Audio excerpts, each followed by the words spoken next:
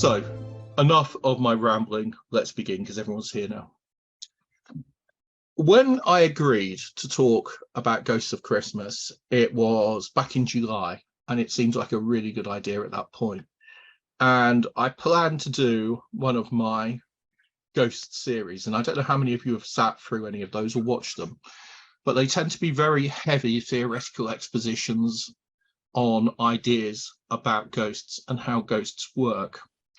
And this one was in danger of being largely a cultural history with some digressions into how we construct theologically the notion of Christmas and the notion of afterlife. But I thought actually that would probably be quite dull. So instead, I'm going to go for the traditional Christmas principle, which is telling each other ghost stories. And not just any ghost stories, but true ghost stories and ghost stories that we have experienced. I am going to talk a little bit about the history of Christmas and why it's important in Christmas ghost stories, but I'm not going to make it quite as academic. Now, if you want to hear about why I do not think that Mithras is the reason for the season, or why I do not think that the solstices were important in classical antiquity, I am happy to talk about those subjects because I've written an awful lot on them. If you want me to talk about why I'm skeptical about some of the pagan origin of Christian Christmas stuff, in fact, almost all of it, again, I'm happy to discuss that academically. However, I would point out that for many years, I was part of the Pagan Federation, and I was, back in those days, a very active pagan, and I would never commit the genetic fallacy of claiming that the origins of something are what it ends up as. And I don't think that modern paganism, neo-paganism, if you like, has to be based upon any kind of historical precedent. We don't need to, for example, reintroduce human sacrifice if that was ever an aspect of pagan culture. You know, there's debate in some cultures. Or we don't have to reintroduce and reenact the original Druidic celebrations at Stonehenge, because Stonehenge has nothing to do with the Druids. So what a religion is today and its ontological validity and whether it works theologically or as a construct has nothing at all to do with history. And I think that's an important thing, because when I attacked the pagan myth of Mithras, as I called it, and argued with people about it, a lot of people thought I was doing it from a religious perspective because I thought that it mattered. And actually, I don't, because Christmas is exactly what we want to make of it. The Christian theology underlying Christmas has nothing to do with how we celebrate it in our lives. Only we can render meaning to the festival. For me, as a Christian, that meaning might involve the birth of Christ and going to church, etc. But if you want to talk about the history of Christmas, I can. Another one of my lengthy asides. Shall I start the talk? Let's start the talk. Okay. Why is Christmas associated with ghost stories? Well, nowadays you might say it's not. Can everyone hear me okay? Okay. Nowadays you might say it's not, but actually throughout history there has been a very strong correspondence. In fact, it's not always been a simple one, but let's start with the very beginnings. The earliest references to Christmas occur in the 3rd century. And in the chronographia, I can almost say it, of 354 that was written in North Africa, we find reference to Christians celebrating Christmas. So Christmas was not a festival of the very early church of the patristic era, the era of the church fathers, though it was generally agreed that Jesus Christ was born on the 25th of December. And the reason was absolutely nothing at all to do with the solstice, oddly enough. It was because of a Jewish tradition. The ancient Jewish tradition, which you find in many of the books from that era, from the era between the Testaments, was that a prophet was born on the same day he died. So take, for example, what's he called? William Shakespeare. Born April the 23rd, died April the 23rd. So Shakespeare, by that designation, would have been a prophet. Not necessarily, but prophets traditionally were born and died on the same day. According to Hebrew mysticism, the world was created on March the 25th, and Adam, his birthday was March the 25th because he was created ex nihilo by God. So Adam and Eve, March 25th was their birthday. Because of that, the world was created on March the 25th. Was it for, I can't remember what year it was, according to Archbishop Usher, 3001 BC or something. And because of March the 25th being the birthday of the world, it was decided that it was also the Feast of the Annunciation, the day in which God came to Mary and Jesus was conceived. So why is Christmas December the 4004 BC? Thanks, Paul. I should have remembered that. Yeah, as a result of the Annunciation being March the 25th, December the 25th was established quite early as being the date on which Jesus was born. And in fact, the arguments about climate and about, you know, sheep and lambs, etc., again, December 25th works as well as any other date for the birth of Jesus, because although I'm not saying it's a historical fact, it makes sense in a kind of way, because Palestine has a bizarre number of microclimates. And we don't get many microclimates in England, apart from the fact it always rains in Gloucester and that it never stops raining in Wales. And every time I go to Abergavenny, I nearly drown. But no, I'm sure it's not quite that bad anymore. But Gloucester, whenever I went to it, always seemed to rain compared with Cheltenham 8 miles away. So a microclimate is when you have very different temperature, fauna, flora, and climatic variations within a few miles. And that occurs in Palestine because you've got the literal coastal strip, you've got the mountains, you've got the Judean desert and wilderness, and you've got the different winds coming in off the Mediterranean and coming in. We don't need to go into this, but Wirral has a microclimate. There you go. Thanks, Rob. So I'm not making this stuff up. You know, there are microclimates that exist. And because of that, historians would be hard pushed to know whether or not December 25th was the right date or not. I mean, who knows? All I'm establishing at the moment is that so far we have a festival that emerges in the 3rd century, and it replaces the original, one of the original major Christian festivals throughout most of Europe. The original festival that was widely celebrated was the Feast of the Three Wise Men. Oh, hang on a moment. I'm just going to try and do that. Sounds more going on. Okay. Oh, no, there we go. Right. And therefore that, which takes place on January the 6th, was slowly put in second place as the festival of Jesus became more and more important. By the Middle Ages, Christmas was a massively important festival, not least because it gave you 12 days off work. And as I assume most of you know, the 12 days of Christmas are from December the 25th through to January 6th, 7th, because it's the period after Christmas Day, which represents the festival of Christmas. So when we put up our Christmas decorations, we're actually putting up our Advent decorations. If you're following the liturgical calendar. If you're following the liturgical calendar, you're probably either a Roman Catholic priest, a member of Opus Dei or some other strange organization, or an Anglican clergyman, because I don't think many people are even aware of it, but you know, it's there. So Christmas is the period in the Middle Ages, at least, from December the 25th through to January the 6th. What do we know about Christmas in the Middle Ages? We know that it was widely celebrated. It was a time of feasting. It was a time of good cheer. And it was a time when people gifted and celebrated the God intervening in the world and saving us from death. So it was a very important, well, the most single important, along with Easter, Christian festival. And eventually, by the 19th century, it has become very, very, very strongly associated with ghosts and hauntings. So the way that we now regard Halloween as being the central spooky festival of the year is in fact because it has usurped the old role of Christmas.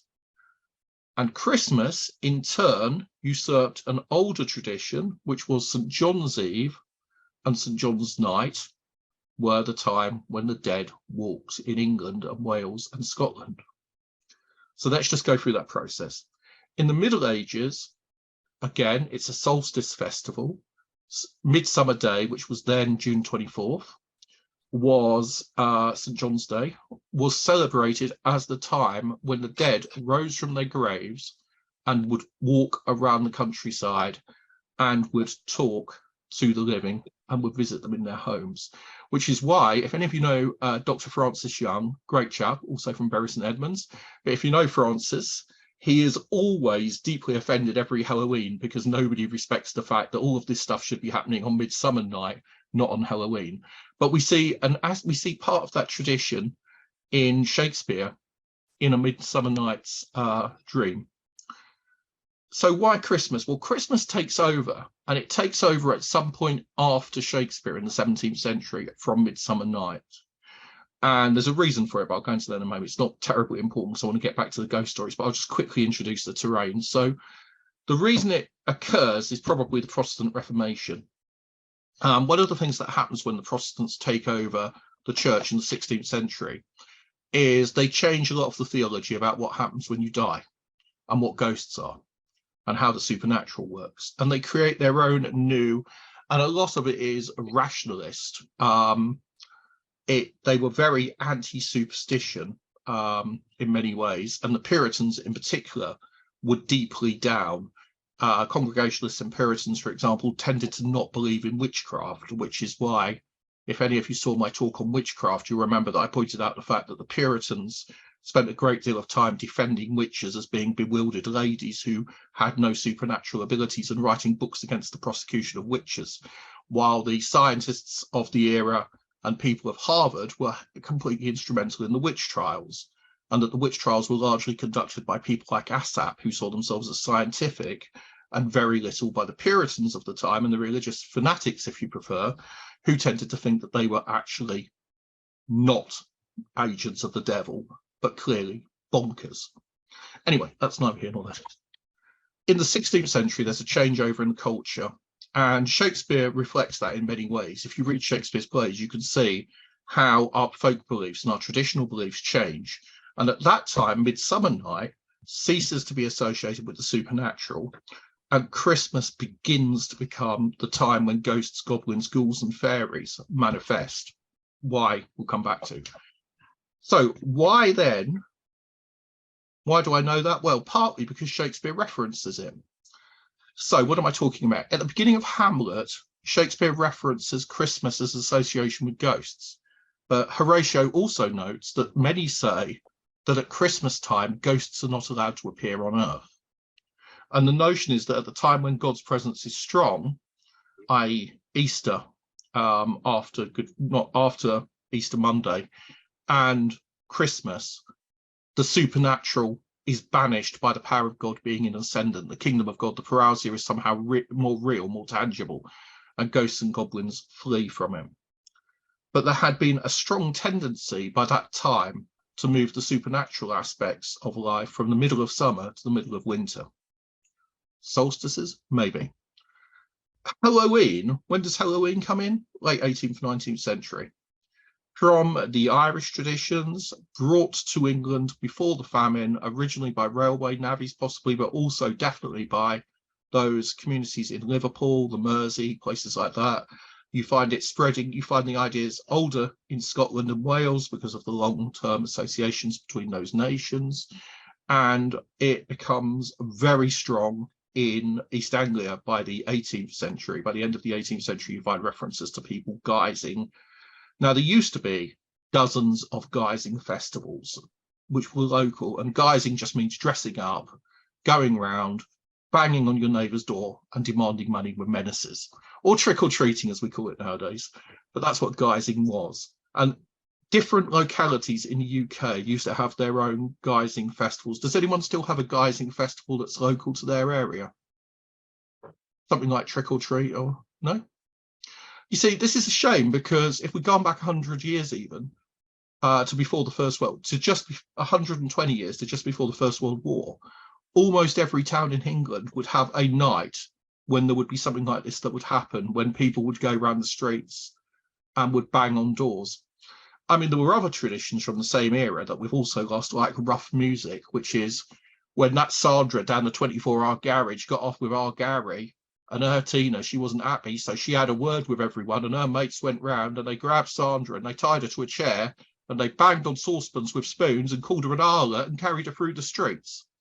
That was called rough music, and that was a very traditional part of most communities up until the end of the 19th century, when law and order arrived and police were professional policing, and suddenly grabbing your neighbours and carrying them through the streets and calling them names was no longer accepted.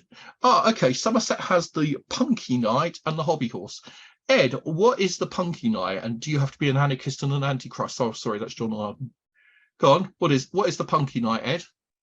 Well, it's a hunky punk night, and they use I think it's turnips rather than pumpkins, but they go around and they it's only one place in Somerset though. It's not like I'm trying to think where it is, but they do that. The hobby horse in St George. Hinton St George.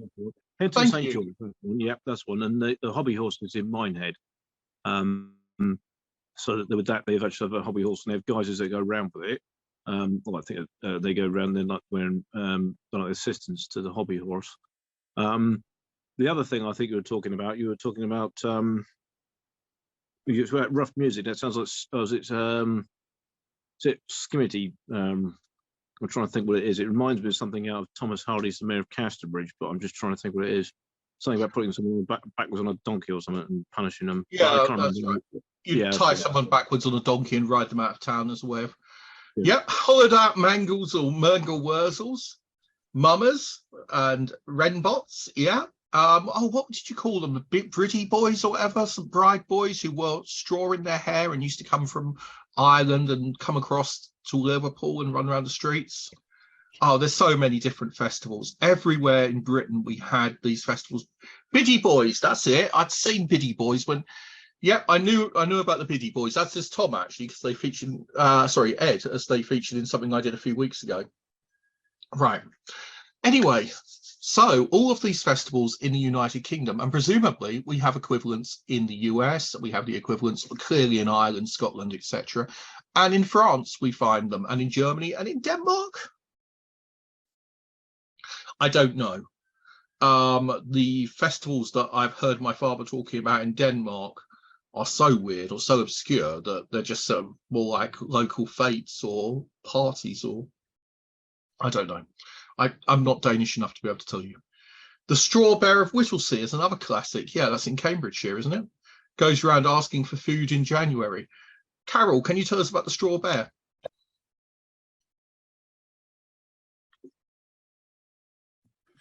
Not much more than I've put there, really. They have a group of Molly dancers rather than Morris dancers, and they go around on Plough Monday and basically demand food and drink at every house they come to. Thank you very much. And Paul is here tonight, I think. Paul Garner, are you here? Paul, can you talk, or is it not convenient? Hi, Paul, can you hear me? Yeah, I can talk, yeah. Paul, you're an expert in the subject of Morris dancing, yeah? Can you tell us a little bit about... Well, I'm a Morris dancer. Yeah. So tell us a bit about Morris dancing and how that relates to folk customs. I mean, I assume it's a fairly modern version of folk customs, but...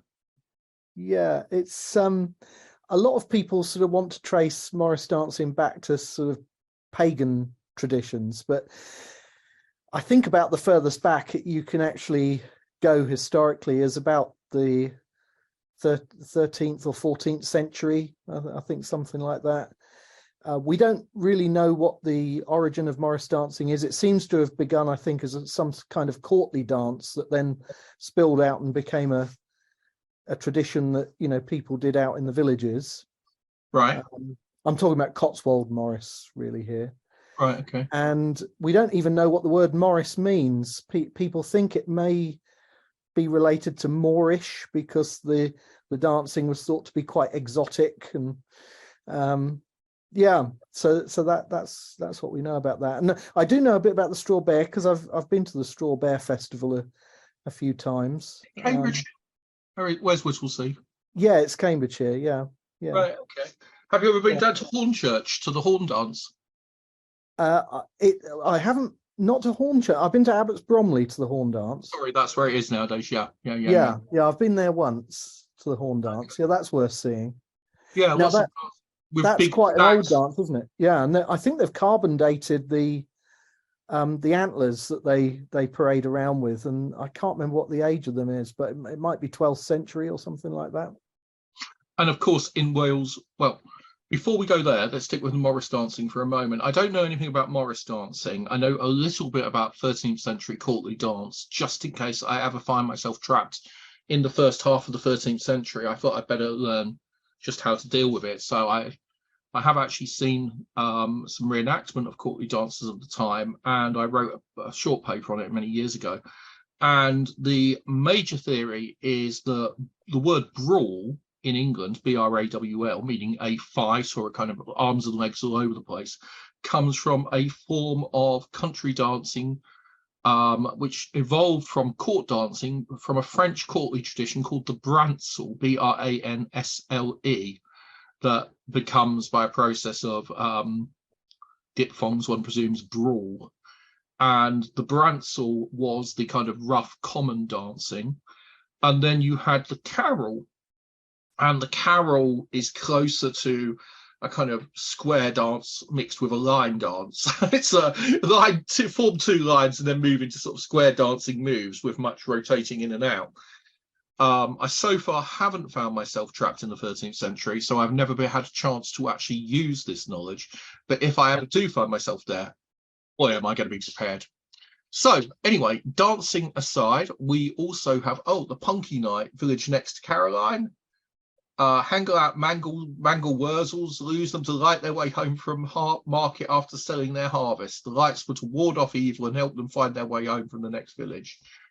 Dad told me at Christmas in Denmark when he grew up, it was traditional that they would go over to the other farms on the island to have Christmas dinner, etc. But at night, all of the farmers would go out and would stick spikes every 100 yards, poles, tie straw and tar it, and then set fire to it. And so your horse would pull your sled home with the whole family on it with their presents, and they would put bells on the harness because that's what you did, because it was Christmas. And this would have been late 20s, early 30s. And you would come home on your sled pulled by ponies across the frozen sea from Lolland to Falster, from one sea to the other, from one island to the other, across the frozen sea, following a line of lights that had been put there by the farmers, and which presumably eventually would have generated enough heat to melt them and cause you to plunge into the water, but apparently not. Anyway, it was an image that stuck with me, but by the time I got to Denmark, I don't think anything like that was happening. It was all marzipan pigs and right. Anyway, let's get back to the ghosts. So, as we can see, there were a whole load of different traditions throughout the year, and depending where you lived, your local haunting would be very often an anniversary haunting. Bury St Edmunds, February the 24th, the ghost of the Grey Lady was said to appear in the graveyard of St Mary's Churchyard. Those who have listened to my talks on that subject before will know that it was in fact a made-up legend, a romance invented by Green, a young lady called Green, who wrote a book about the subject, and that this fake ghost story became so popular it was the focus for a large amount of urban disorder and rioting in the late 19th century and early 20th century, when locals would arrive drunkenly and attempt to see the ghost and cause a riot. You may also know, if you've listened to any of my talks, that very often the supernatural does act as a catalyst for public disorder and for people to act in a manner where they wouldn't normally act, and to act in a way where the police or even the army have to become involved. And that was a fairly strong tendency in the 19th century, and it's persisted into the 20th century, and certainly the early 20th century. It does sort of persist today, but not to the same extent, at least not in most communities. So Christmas, why Christmas? Well, by the time of Daniel Defoe, he's writing that at Christmas, everybody likes to sit around and tell stories of ghosts and goblins and fairies. And people sit around the fire and they have a good time, and they tell each other stories. And it was certainly the case right the way up to the 1970s and 1980s when I was growing up. In fact, one of the things they would do is their voices would go very soft. And when they were telling ghost stories, they would have a special tone, a tone that was reserved for things little ears were not meant to hear. And nothing would cause more interest than when my parents and my sisters had to talk quietly about what had happened. So I think I mentioned last week that my sister was quite distressed when there was a ghost scene that she thought could be the ghost of someone who was killed in a car accident that she had been party to or just behind. And when they talked about that, they talked about it in this hushed voice. And of course, the more hushed the voice, the more I would hide behind the furniture and move heaven and earth like a kitten after cat food to get into the room and hear what they were talking about. And often I was curiously disappointed by, what? Your car hit Black Shuck? You collided with a badger, you stupid woman. That was my childlike attitude when I heard these stories. But at Christmas, it was a time when the family would gather and some stories would be repeated. One of the most odd ones for me to hear, actually, and I still used to hear it sometime even into this century, even 20 years ago when Becky came back to meet my parents. I mean, she probably heard the story, but they wouldn't talk about it in front of me. It was the story of how little Christian, when he was born, we had just lost another child who was called Pierre. So he was called Christian. And we called him Christian because your father had drunkenly said that he had sworn to Odin that he wanted another son after they lost a son. And therefore, when he was born, and he was a bit concerned that I might actually be a devil child or something, he decided to call me Christian. That was one of the, some convoluted joke or story involving why I was called Christian that I never really paid any attention to. But then the story took on serious tones.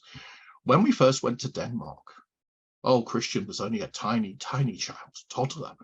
But he was 2 weeks old when we first went. But when we went back when he was 2, it was incredible. He'd only been there for a week or so before, but he spoke in Danish. And he told people, he used their names, the names that they had when they were young.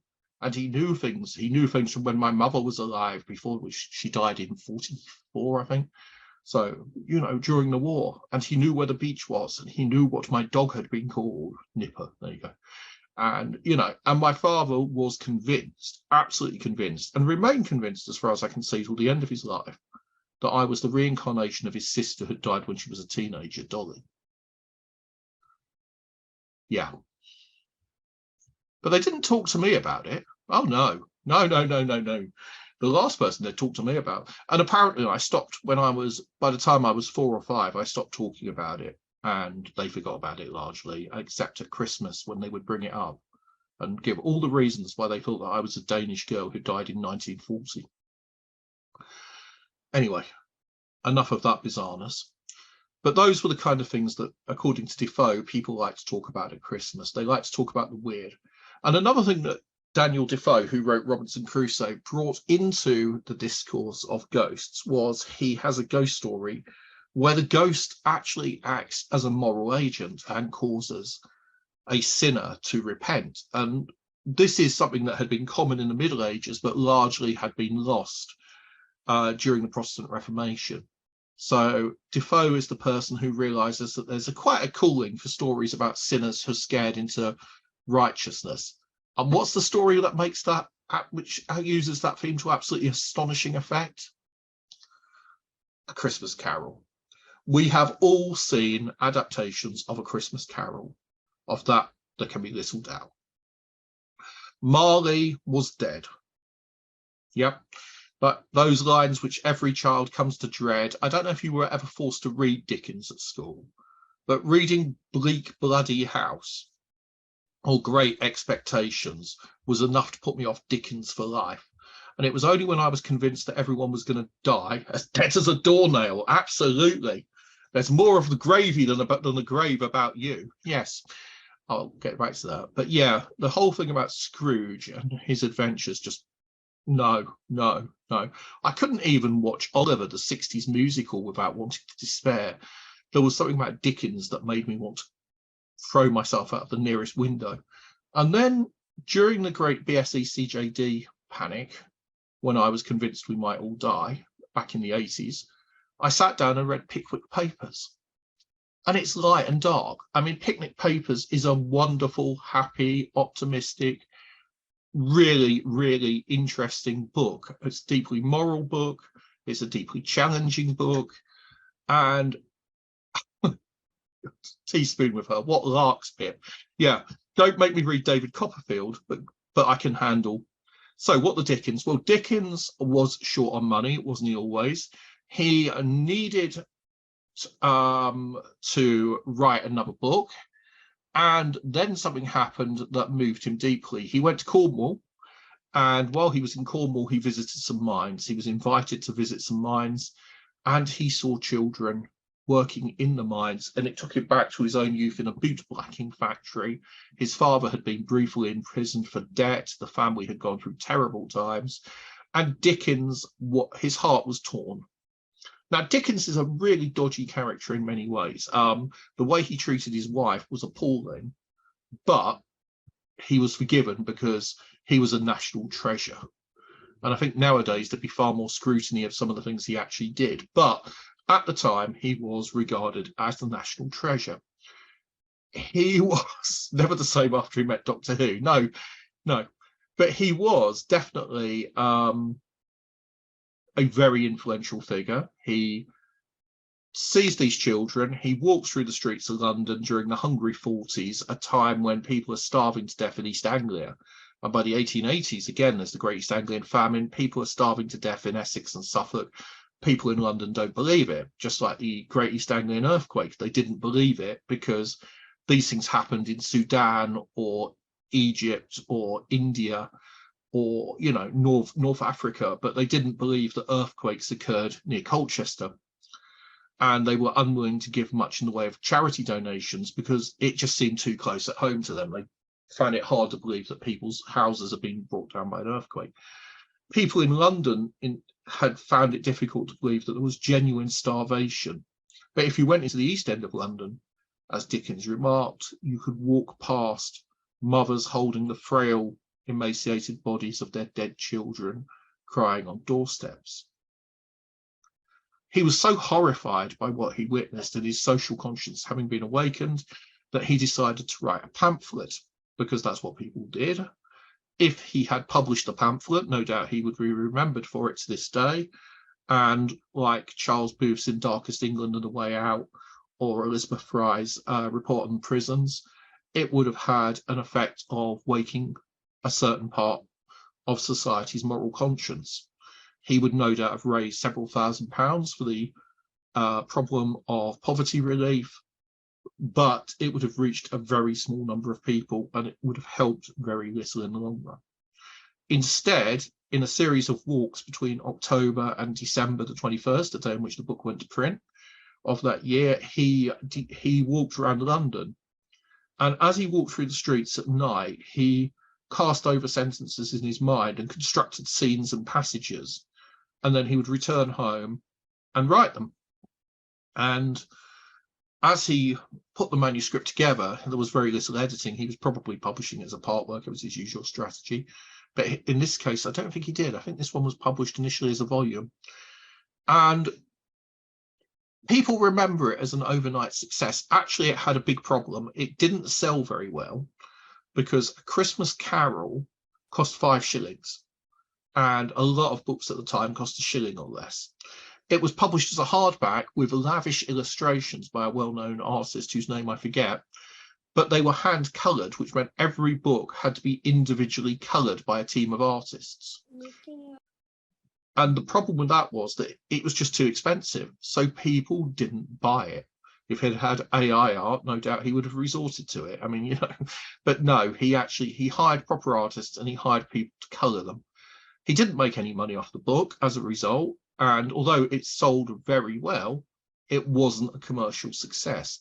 What was a commercial success was that within a week of it coming out, I think it was 5 or 6 different theatres in London were producing Scrooge, A Tale of Christmas Ghosts, or A Christmas Jollity, A Tale of Phantoms, or whatever else, all of which changed the title, used the plot, which they ripped off wholesale, and because they redid the dialogue to suit it, it wasn't Boz who did, no, it wasn't Sketches by Boz, it was, can't remember which one it was, but yeah.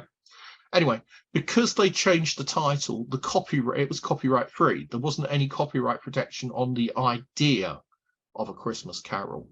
So anyone who wanted could do a play about a miser who sees ghosts, and the ghosts come, and the ghosts cause him misery, and then he eventually repents. And there are, of course, 4 ghosts. The ghost of Jacob Marley, or 5 if you're watching the best version, but the ghost of Jacob Marley, the ghost of Christmas past, the ghost of Christmas present, and the ghost of Christmas yet to come.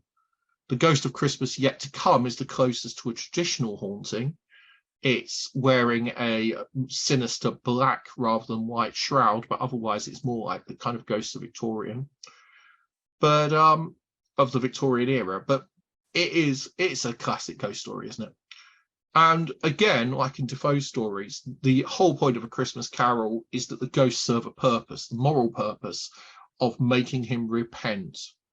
And there is a great emphasis on Christmas as a time for joy, a time for cheer, and the ghost of Christmas present appears on a throne on a pile of mince pies, sausages, steaks, and all good things to eat and drink. You know, he's a gluttonous, happy ghost who's sitting on a throne holding a burning torch and laughing when he first manifests before the unfortunate Scrooge laying in his bed. So why am I going on so much about Scrooge? Because Scrooge is the archetype. And although the Christmas ghost story tradition actually predates it, you can go back to one of the earliest literary examples being The Legend of Sleepy Hollow, that appears in one of Washington Irving's books, which I think is around about 1816, something like that, right about the Napoleonic Wars. And then Sir Walter Scott starts to do it as well. John Leach, yeah, that's it. Yeah, Leach did the illustrations and they were hand coloured, yeah. So, and they were very pretty. I mean, very beautiful, intricate ones, but far too expensive. So in America, Dickens' novel was just reproduced because the copyright agreement, the Byrne Agreement, didn't exist. So he didn't get any sales, but at least it was read widely. And in England, most people came to know it through cheap adaptations, rip-offs. And the best one is, what's he called? The Phantoms of Christmas, in which what happens is a ghost turns up and shows a kind, generous, philanthropic gentleman the error of his ways. And it's like a libertarian manifesto about how, look, if you give the poor money, they spend it on drink, and then they go home and batter their wives. And what do they do if you give the poor money? Well, they don't deserve it, so they stop going to work. And soon their children die and drown in the canals or are sold because they no longer make any effort to look after themselves. And it's just, but it isn't, unlike the rather gross libertarian versions, which I seem to get occasionally on my Facebook appearing. This is actually a comedy. It's taking the piss. It's just a standard, let's reverse the theme and make it a running joke about how no matter how hard you try to do good, it's in God's hand and everything goes horribly pear-shaped. So, yes, it's exactly like Blackadder's version. I haven't seen Blackadder's Christmas Carol for years. I must watch that again. It's going to be on YouTube now. Okay, I'm sure everyone's bored with A Christmas Carol, but it's really important in understanding why ghost stories become the way they do. From then, you might think, well, nowadays we don't really perhaps think of it except on things like Blackadder or what was he called? Mr. Bean's Christmas Special. In fact, the Smurfs did a version of A Christmas Carol. And what is the finest, greatest Christmas film ever made? Don't say Die Hard. Come on, what is the best adaptation? It's an adaptation of A Christmas Carol. It features Michael Caine and who? The Muppets. You must have all seen A Muppets Christmas Carol. It is by far the best Christmas film. It is brilliant. Michael Caine is on top form, much better than The Italian Job, and that's a fine film. And it really is astonishingly good. I'm always shocked by how much I enjoy it. It's so much. You wouldn't believe that Dickens could be made enjoyable. So absolutely go. If you haven't seen it, go and watch it. The extras on the DVD aren't great. I watched it today when I should have been writing my talk, but I thought, don't worry, Chris, you'll just talk off the top of your head and I hope no one notices. You just think I'm drunk instead, yeah? So anyway, and I'm afraid I am, as you probably gathered, improvising wildly. But Scrooged is good. That's a good adaptation. I do like Scrooge. There are so many great adaptations of A Christmas Carol, but The Muppets Christmas Carol is the finest. And if you haven't seen it, it's actually frightening in places. I think it would terrify some children, but it is really, really excellent. Yeah, Mr. Sevier, I'm surprised at you. 1992 it came out. Right.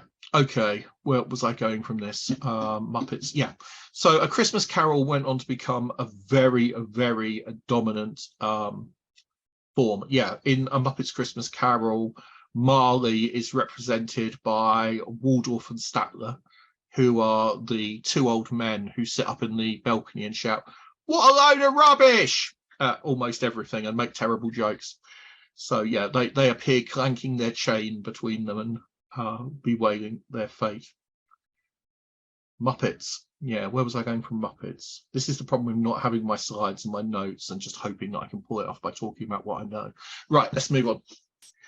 So after this, it became a tradition, even more so, to publish Christmas ghost stories. And there's a great bit by Grady Hendrix. What did Grady Hendrix write? The Final Girl Club, a novel. And he's just done another one about a haunted house that I haven't read yet. He wrote a piece, came out earlier this week. I had a quick look through it. It's fantastic. It's in a Canadian magazine. It's available online. I think it's Grady Hendrix or Hendrix Grady. I always get it the wrong way around. No, it's Grady Hendrix. And he argues that throughout the 19th century, the ghost story basically has 2 or 3 plots, but it's something along the lines of, well, it was a dark and spooky night, and I wanted to marry Lady Cynthia Mugglesworth, and we were at her crumbling family mansion of, Oldborough Towers, but the family had fallen on hard times because no one had done a day's work since the 13th century. And unfortunately, it was impossible for the marriage to go ahead and blah, blah, blah. But then, in the middle of the night, a spectre appears in a suit of armor, points its finger, and you follow the spectre, and the spectre leads you through the castle to the secret chamber where the family treasure's hidden. And so you can go back to ordering the servants around, drinking excessively priced brandy, and not doing a day's work for the rest of your natural. And the marriage goes ahead and everyone lives happily ever after, apart from the proletariat, but who cares, because they don't feature in these stories, because largely they are very much a middle class or upper middle class pursuit.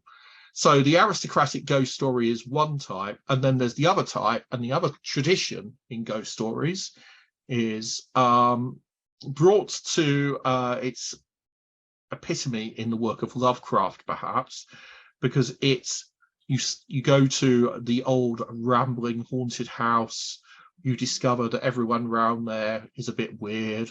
The locals say, I wouldn't be going into that mansion, a lot of history in that mansion. Why, they say 20 years ago, 5 children went into that mansion, were never seen again. A lot of history in that mansion. No, that's more South Park, but anyway. And then you go into the mansion, and in the room, you see the thing, and you are driven mad with stark terror. Now, actually, being driven mad, you can trace back as far as The Haunted and the Haunters, The House in the Brain, at the very beginning of the 19th century, end of the 18th.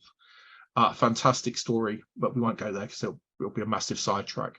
So let's go forward again. So the other thing, according to Hendrix, that is very common in Christmas ghost stories is that the narrator is driven insane. And I struggle to ere the daybreak, being driven to madness with fright, as Lovecraft has it. And if, like me, you first really got to know Lovecraft's writings through the role-playing game Call of Cthulhu, the game mechanics in that are that as you're exposed to the supernatural, you go stark raving mad and lose sanity points until you end up in an asylum quietly gibbering. Well, that is an artifact of the way ghosts and the supernatural were reflected in 20th century England. or late 19th, early 20th century England. Interesting that, because I do not personally associate seeing a ghost with going mad. Why would you do that? Do any of you know anyone who's been driven mad by seeing a ghost? I'll give one example. Years ago, when I was at the uni, and I'm going to try not to use real names in this for reasons that will become clear, a group of friends of mine came across, we were out walking one night, Teaspoon was there, Miss Lofthouse, and Lindsay, a friend of hers, and her brother Neil.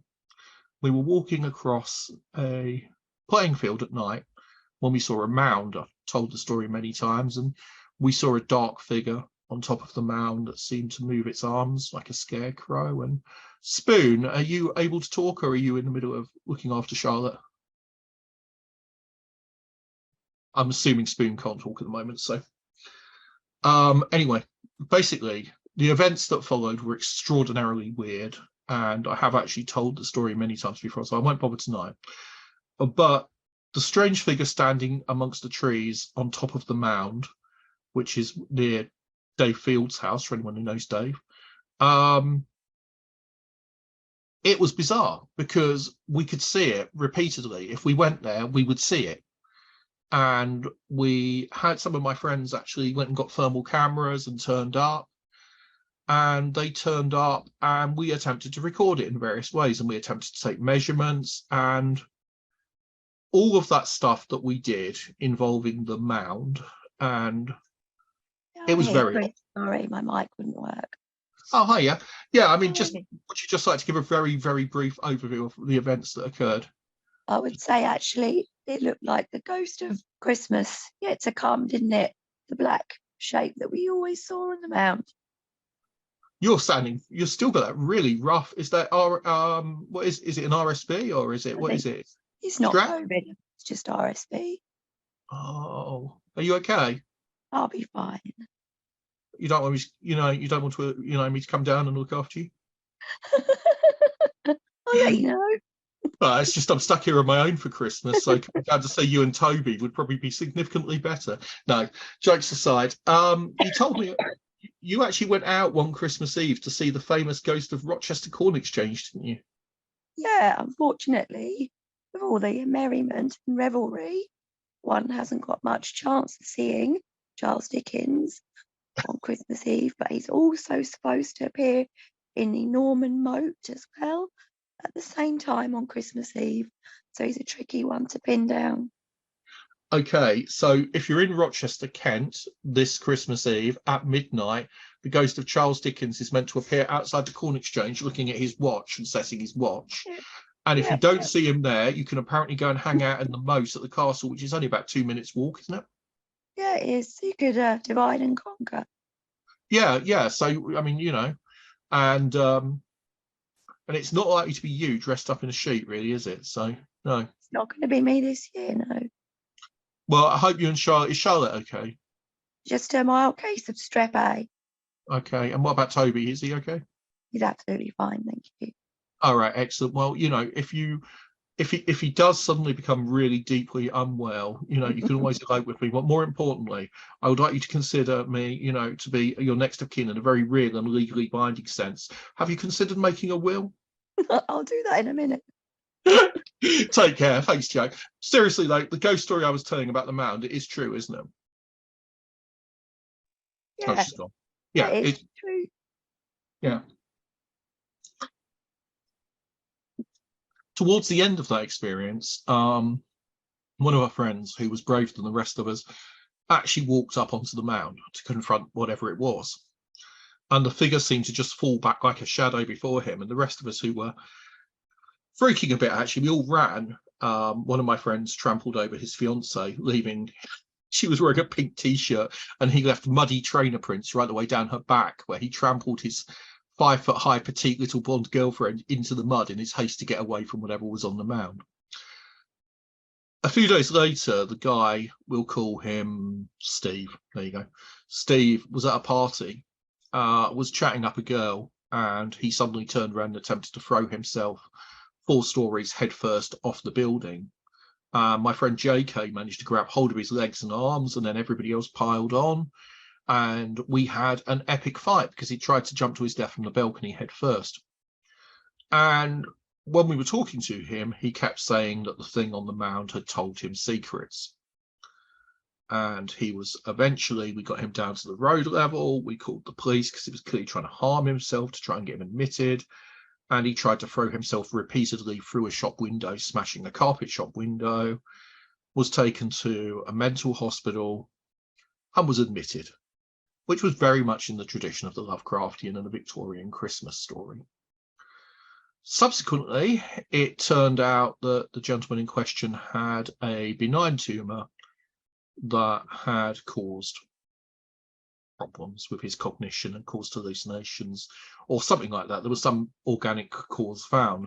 Unfortunately, because I didn't want to pry and I wasn't sure to what extent it was he's absolutely, I mean, it's absolutely fine 20 years on. His recovery was down to psychological factors, how much it was down to medication, antipsychotics, and how much it was down to actual a tumour.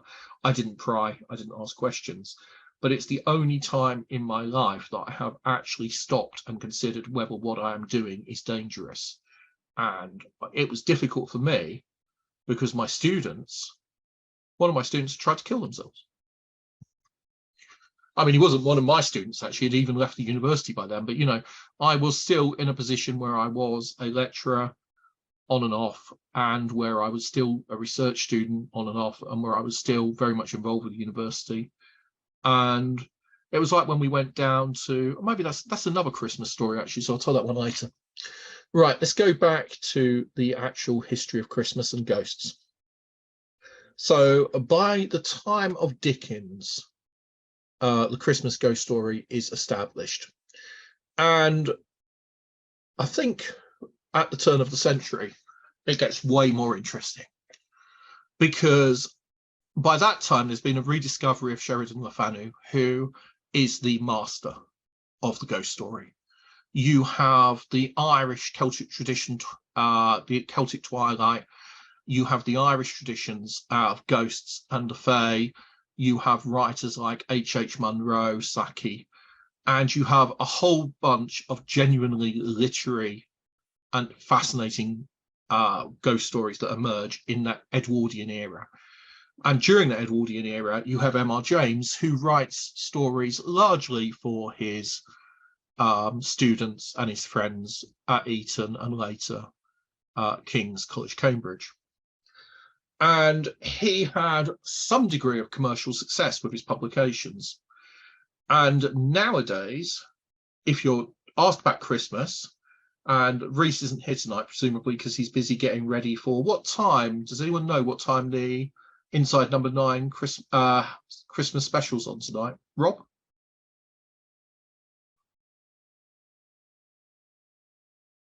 Oh, I can't hear Rob. 9 o'clock. 9 o'clock. We'll be gone well before then.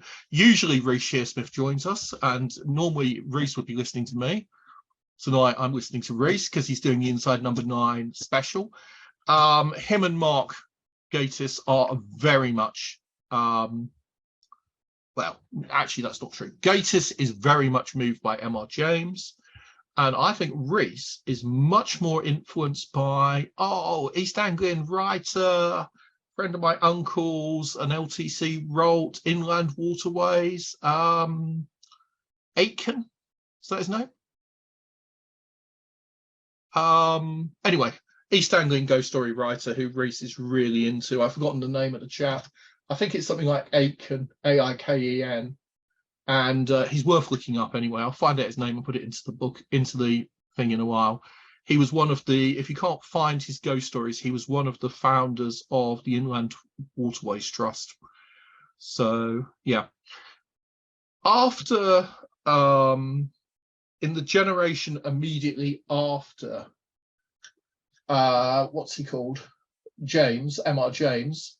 And you'll remember that I grew up essentially as next door neighbour to M.R. James out at Livermeringham, but a century too late to have met him. one of his contemporaries, I was looking just quickly across my bookshelves to see who else there are. One of his contemporaries is Benson, and E.F. Benson writes some fantastic ghost stories and vampire stories and supernatural stories. And then there's a whole rash of other King's College and Cambridge men who write. No, not LTC Roll. Him and my uncle, Ted Bentley, were involved with that whole project of inland waterways. It's the other member of the group who was hang on, I'm trying to remember one of his stories. They are very, very creepy, very, very weird, and some of them work and some of them don't. Not the Ghosts and Gramarye chap. I think it's Aiken, actually. I think I'm right. I think it is. If anyone could Google Aiken.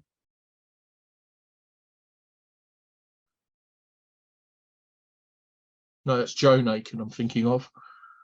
Oh. Sorry, Aikman. Aikman, yes, exactly. It was Aikman. Aikman is Reese's favourite. And I mean, Aikman Robert Aikman wrote a large number of books, 4 or 5 books, collections of supernatural horror, which are worth checking out. And they are far more Reese's because they are Reese-like, because they are twisted and warped and dark, much like Reese. Don't tell him I said that. What else was I talking about? Oh yeah, back to the plot. So we've got this kind of tradition of the English ghost story, and it would probably have died out because it was an elite phenomena. And again, it appealed to a fairly limited number of people. And me and Francis Young would probably have droned on about it the way we still drone on about St Edmund every November the 20th. Though, unlike Francis, I never went to King's College, Cambridge, because I barely scraped into a teacher training college in Cheltenham. No, not for me, not elite culture. But I would probably have heard of James simply because I grew up as a essentially neighbour. So why then was James so popular? Because in the 1960s, some of the people who had listened to his ghost stories and had grown up and been to school and listened to them either at Eton or at King's had become prominent in the BBC. And they believed that they were worth preserving, and there were people out there who wanted to make them, and there became a tradition called a ghost story at Christmas. And I think the earliest one, I think it's from the 60s, it could be as late as 73, is the stalls of Barchester Cathedral, or maybe that's just the best, and therefore I remember it. But they've done every year or every few years, because there was a long gap when they didn't do any, they have done one of M.R. James's ghost stories, and it's called A Ghost Story for Christmas.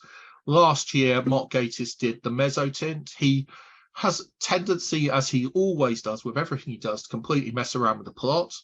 And whether it is brilliant or dreadful depends on whether you're a purist and how you feel about, adaptations. I mean, I actually it was quite a success, but he sometimes does irritate me with his messing around because, But at the end of the day, every adaptation.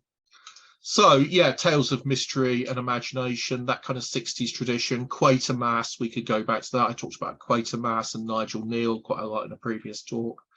So there's this kind of tradition, a televisual tradition, and the Christmas ghost story becomes, to a certain extent, very much an elite cultural thing, a kind of Radio 4 English upper middle class phenomena.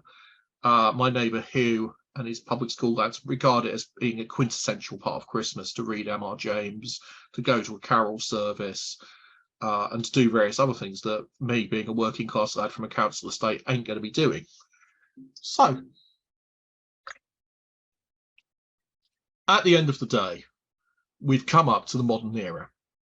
And ghosts have been moved to Halloween because in the period after the 1900s, there became a social consensus that guising was evil. It was seen as being begging, and begging became completely unacceptable within England. Begging remained slightly more acceptable within Scotland and Wales and perhaps Northern Ireland. I can't speak for the Republic, but there were areas where begging might still be sanctioned, where guising could continue, where folk customs could continue, and where private charity was more important. But in Great Britain, there was an institutionalization of social care, and there was a lot of shaming of people who were impoverished or who had many children. And there was an association of people knocking on your door with things like Nottingham knockers, as they're called today, which is not a reference to Peggy Nottingham. It is actually just where people come around and try and sell you stuff using lies about having just come out of prison or whatever, and high pressure sales. And there's various other techniques that have become unsavory. And we now don't trust people knocking on our doors. Our houses are much less permeable than they were. Even when I was young, my grandmother had the only phone on the street. So neighbours should leave the door unlocked. So if anyone was taken ill during the night, they could come in and call the doctor, and they would leave tuppence in a box. And I was, aren't you afraid of being burgled? And she said, well, no, there's nothing worth taking. Which was pretty true, actually. But, you know, she did eventually lock her door, obviously. But there was a tendency to have a much more open household, or maybe that's just a myth that we impose upon the past because it's nostalgic. I don't know. I remember it as being like that. So there was a tendency to stop guising, a tendency to prevent any kind of people coming round to your house, knocking on the door and demanding stuff. And that tendency led to the dying out in England of most of these folk traditions. Some of them were preserved, the Marie Lloyd, or however you say it, Hlud, I don't know how you'd say that, but the skeletal horse that's danced around.